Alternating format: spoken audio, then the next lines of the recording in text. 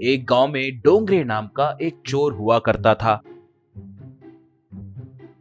उसकी पत्नी का नाम पूजा था। वो अंधेरा होते ही घरों में घुसकर चोरी करता था। अगर पुलिस वाले पकड़कर जेल में डालते तो वो वहीं सजा काटकर लौटकर घर आता था।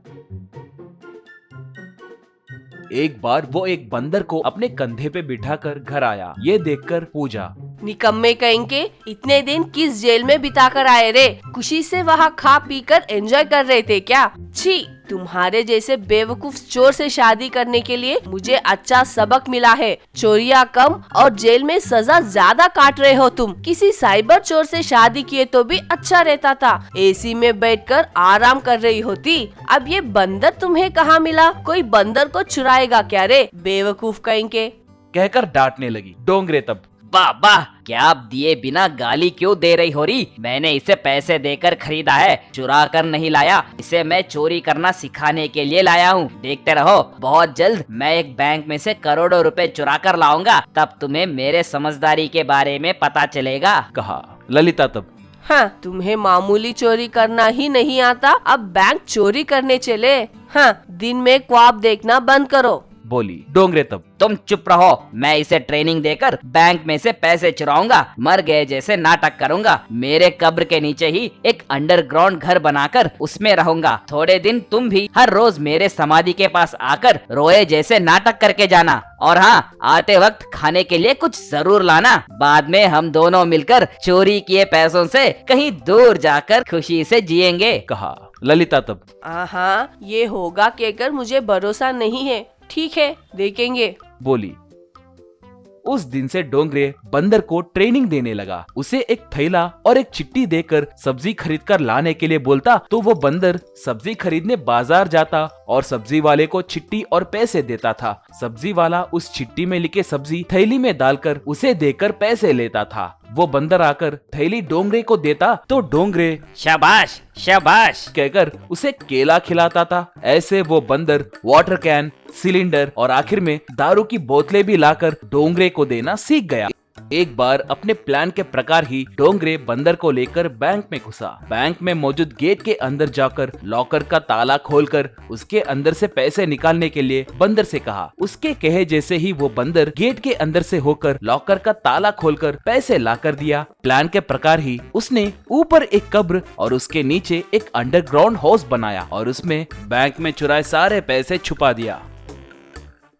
एक बार बंदर और उसकी पत्नी उसके कब्र के पास आए थे। तभी डोंगरे, सुनो री, आज से हमारा प्लान शुरू होने वाला है। तुम अच्छे से नाटक करो। अब से हमें इस बंदर की जरूरत नहीं है। इसे कहीं दूर छोड़ दो। मैं अब नीचे जा रहा हूँ, मगर मैं ऊपर गया हूँ कहकर गांव में प्रचार करो। कहकर कब्र को हटाकर उसके अंदर गया। पूजा तब, ए बंदर, जाओ, अब से तुम यहाँ नहीं रह सकते, जाओ।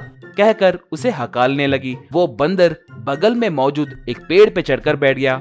अगले दिन गांव वाले सब उसके कब्र के पास आकर शोक मनाने लगे। वो बंदर भी उसके कब्र के पास आकर खड़ा हुआ था। एक आदमी, ये चोर था मगर दिल का बहुत अच्छा था। एक बार हमारे घर में चोरी करके हमारा बाथरूम बहुत गंदा है कहकर फिनाइल डालकर संडास अच्छे से साफ करके गया है, पता है क्या? कहा। ये सुनते ही डोंगरे को बहुत गुस्सा आने लगा। एक औरत तब, एक बार हमारे घर में चोरी करके जाने लगा तो मेरी छोटी बेटी रो रही थी। तब मैं गहरी नींद में थी। तब ये डोंगरे मेरे बेटी का पिछवाड़ा धोकर चला गया था। कितना अच्छा आदमी था ये।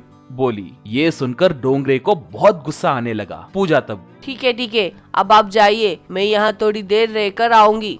कहते ही सब चले गए। पूजा तब कब्र को हटाकर डोंगरे को कैरियर देते हुए, देखे ना, तुम्हारे बारे में लोग कैसे बातें कर रहे हैं। जल्दी ये गांव छोड़कर जाने का प्लान डालो। और तुम क्या अभी यहाँ हो? जाओ यहाँ से।